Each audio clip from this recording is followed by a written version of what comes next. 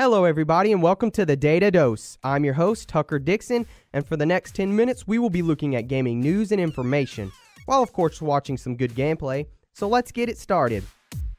Do you like watching Twitch TV for all your gaming pleasure? Well, now you have something to think about. The popular Twitch.tv, which is known for streaming any video game, has announced a new feature. Twitch Turbo has come out this February. It is a $9 premium subscription option that will give certain benefits to everyone who purchases it. The subscription will take away the ads for all videos, and members will receive a special Turbo badge for subscribing. Members will also get special emoticons and more colors for chat, and of course, priority customer support. And I know, isn't it just so nice to have customer support actually respond to you when you call? Well, it looks like you have to pay for that. Anyway, Twitch said that this is just the beginning of Twitch Turbo. Rest assured that there will be more advantages to come in the future. You can go to Twitch right now and subscribe if your burning hatred for ads drives you to do so. Now, I love Twitch.tv because it allows for anyone to watch any game they want. But I don't believe that this Twitch Turbo feature will be that successful. Here's one problem. Are people really going to pay almost $10 a month just for no ads and a special badge next to their name? Anyone can get ad blockers for free to take care of the ad problem. And that special badge, you say? Yeah, I feel really special with a gold star next to my name. It'd be so worth $10 a month just to get that little badge thingy that does nothing but shine and shimmer. Anyway, back to the ads. I personally don't mind ads. Ads allow the creator of the videos to get paid by viewers watching. So I don't have to fork over any dough like I would with, let's say a premium membership if Twitch TV ever decided to do such a thing. But yeah, if you really hate ads, then you can just use an ad blocker, and the ad blocker is free. But you're probably still dying to get that badge for $9 a month, aren't you? Anyway, you see, those big streamers that stream League of Legends and StarCraft get thousands of views and get paid on how many people see the ads on their channel. So will this Twitch Turbo cancel some of that for them? This won't cancel how they get paid as of yet. We don't know the split of the money, but the streamers will get a cut of the monthly subscriptions. Keep in mind that Twitch is ultimately a business, so they are there to make money, so to that extent, it is understandable. Another thing to note is that streamers have the option of offering a $5 monthly subscription for viewers as well. Viewers with one of these $5 monthly subscriptions to a certain streamer will not have to watch any ads on that streamer's channel. So will that eventually be taken away as well? We just don't know yet. There is also another thing to consider here. What about those companies selling those ads?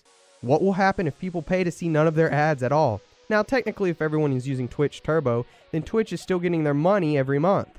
But those companies that advertise will get nothing, and will cease to produce ads for Twitch and maybe even other sites like it.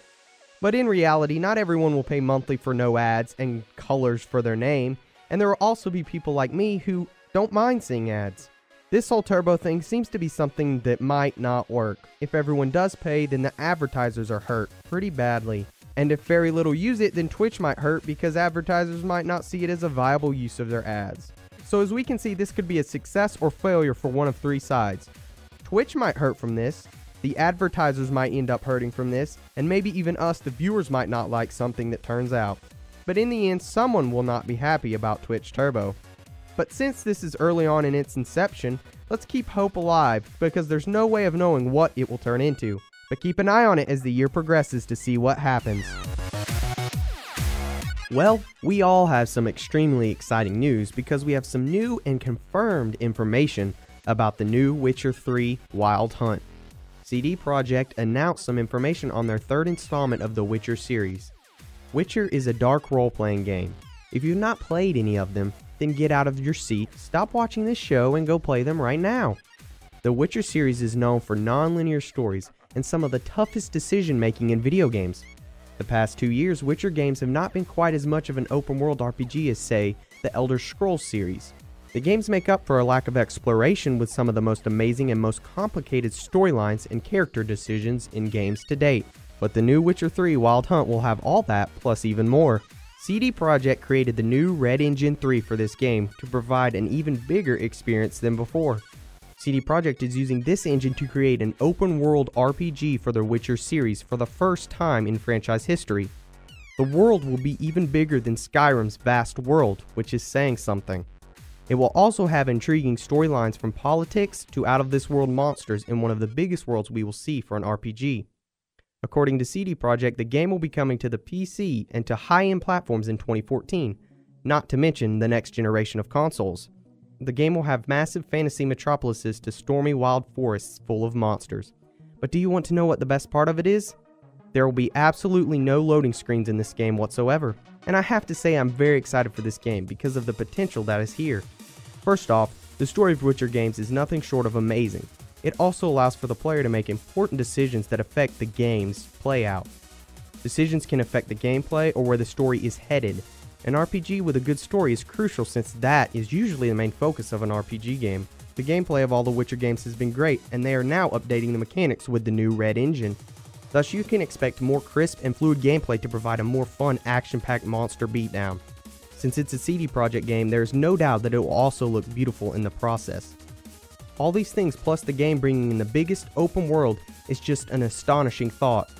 You are a very sad individual if you are somehow not excited after hearing all this good news from CD Projekt.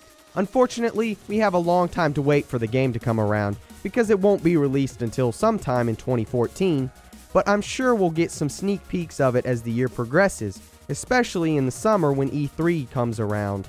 Because at E3, all the big games are announced. So stay plugged in online and keep an eye on CD Projekt's massive RPG, because it's something to marvel at. The Ouya is officially launching in June of this year with a $100 price tag. For those of you who don't know, the Ouya is an Android-based gaming console that started on Kickstarter.com. The project was funded by various backers and is already shipping to some of those backers. However, the official launch is in June. Extra controllers for the device will cost an additional $50 for each one. Various retailers will be selling the console, and the Ouya website links to different places like Amazon and Best Buy for purchase. If you're really excited and itchy about it, you can go ahead and pre-order the console now if you want. CEO Julie Ehrman said that the Ouya does not need to compete with the Xbox or Sony consoles. Instead, the Ouya will carve its own niche in the gaming market. The Ouya will be an open-ended device allowing for developers and tech manufacturers to build whatever they like for the little gaming console. Although hopefully they will learn from THQ's mistake and not make a tablet peripheral. Anyway, people will also be able to make their own games for the Android-based device, much like they could for an Android phone. This device will be an interesting one to see develop, whether it will be successful or not. Now financially, it is not a huge risk because it was kickstarted and already paid for, but it will be interesting to see who will make up the majority of its audience. Will the Ouya's audience consist of more everyday people, or will more hardcore gamers get into it? I'm leaning towards everyday people. I mean, it is a cheap little console-esque device, so it just might be a fad that dies soon after it starts. The games for it will be Android-based games and whatever else developers can make for it. In that respect, it will be nothing extreme and will be much like the game apps on an Android device. You will have tons of free games and some that cost a few bucks. I think it would be cool if they tried to make a more in-depth game for the device instead of simple Android-style games, but I have to say that it might not work that great considering that the device isn't as strong as an Xbox or PlayStation. But then again, the CEO clearly does not care about competing with them. I wouldn't suggest buying it on launch. Let's just wait and see what happens with it. It would be a wise consumer's decision to check out some reviews of the device before you think you are going to buy it, because who knows, the Ouya could burn up after being on for 30 minutes. Remember that red ring of death? Yeah, therefore it will be a good idea to just wait a bit before buying the Ouya. If you're going to put any of your precious dollars into it, then you must first make sure it's something that is actually worth buying and gaming on. So you just might want to wait, because as we've seen with the red ring of death, and of course Sony as well, not all consoles work the first time around. And it's also a good way to save money because 6 months down the road, it probably will be a little cheaper, considering that's what most consoles do. So I would highly suggest waiting before buying the Ouya. Of course, unless you have some money to spare, then in that case, go ahead, try it out. I don't care. That's it for this episode of the Data Dose. I was your host, Tucker Dixon, and I hope you all enjoyed watching some gameplay and listening to some gaming news and information. Stay tuned, and I'll see you next time.